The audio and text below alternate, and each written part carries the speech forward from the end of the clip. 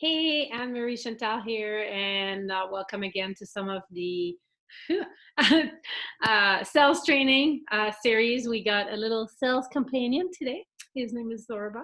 Anyway, today I wanted to share with you some part of um, telling is not selling. Let's put it this way.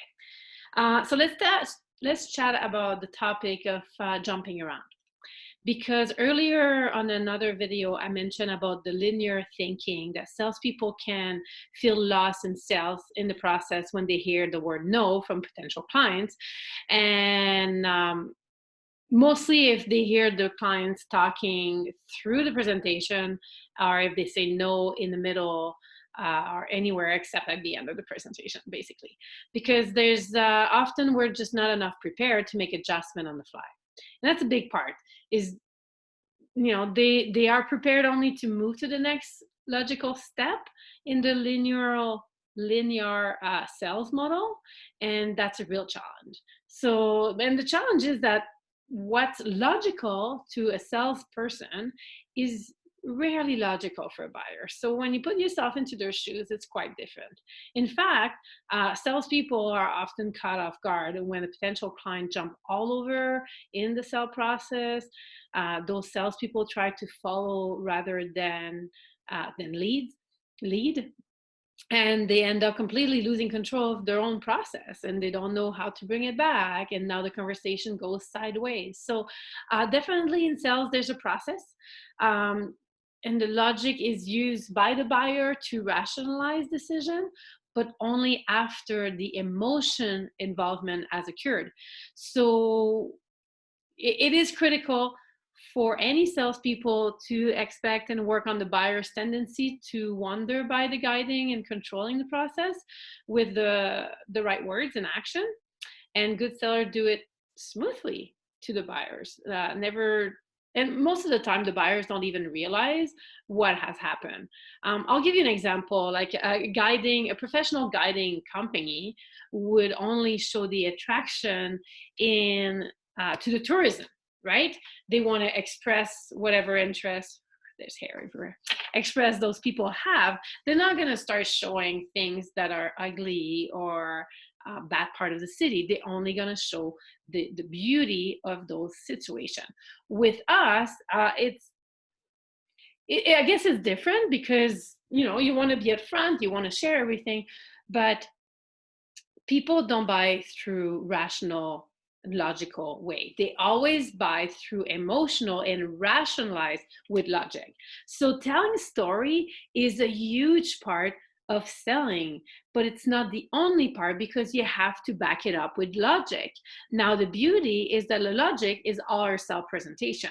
So if you start hearing people saying things like I need to think about it, or I need to do my research and things like that, is often you've been selling them on logic only, and they don't put themselves as it could happen to them, or it doesn't fit, or they haven't had any of those emotions. So we need to plant pictures, and we do that by sharing stories.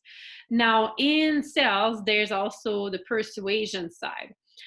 There is a 4-step process, or a 4-step to persuasion. As a professional salesperson, you simply cannot wait to see what the potential client's going to do. You cannot allow the buyer to control the sale and get it all bouncing all over the topic. Obviously, when you do, you're actually giving the power to the other person's decision of what's going to happen next. So you have to stay in control by asking the right type of question and by making sure that there's a close as well. But it has to be soft, and it's okay. You're not going to come across as this salesperson or anything like that. So persuasion is a simple process. There's four critical steps. How many steps? 4. The first one is definitely establishing a rapport. You want to make sure that when you talk to your person, that there's a connection, there's a reason why they trust you, why they're listening to you. That could be as simple as I'll give you an example. I met a lady today. She's not a mountain biker, so we don't have that in common, but she's a massage therapist. Well, I'm not a massage therapist, so how do I make rapport? But what I shared with her when we met, and I said, "Oh my God, I'm so glad you reached out. As a matter of fact, I take care of a lot of massage therapists, and it seems that everyone I meet with absolutely love what we do because of, you know, how we actually take care of them." So that was my way of saying, I know where you're coming from. It's some sort of rapport. I meet her where she's at. Now, number two is identifying their needs. So in this case, I asked her, so what made you want to meet with me? Oh, and then she started telling me her story, right? Like, kind of, why are we sitting here? What is it that I share with you that intrigue you? She might have shared that over the phone, maybe before we met, but in this case, I want to bring her back to what is she looking for. That way, I can start being like, oh, based on what you just shared with me, and move to the step number three, which is presenting a solution. Again, my transition is as simple as this. Based on everything you share with me, I think you're gonna like what what I want to show you. I'm gonna share with you a little bit about me, the company, and show you the plan that everybody loves. And then the fourth step of critical part of persuasion is asking for the close. So closing questions where it's soft. So even if it's a simple 4-step, establish rapport, identifying need, presenting solution, and closing question, it might be simple, but it's not easy.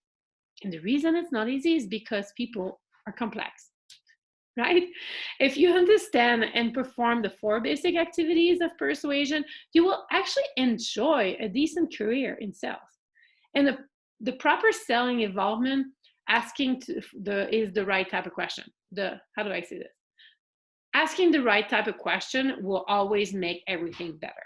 So in summary, when you understand the basic driver of selling sequence, and you have the ability to move from one step to another and bring them back when they get all over the place, and giving them that process themselves, it will be way more enjoyable. You will be able to determine where your buyer is at, and what activity you should perform to do next to meet them where they're at. So I hope you had value into this, and I will see you into another video coming up soon. Bye for now.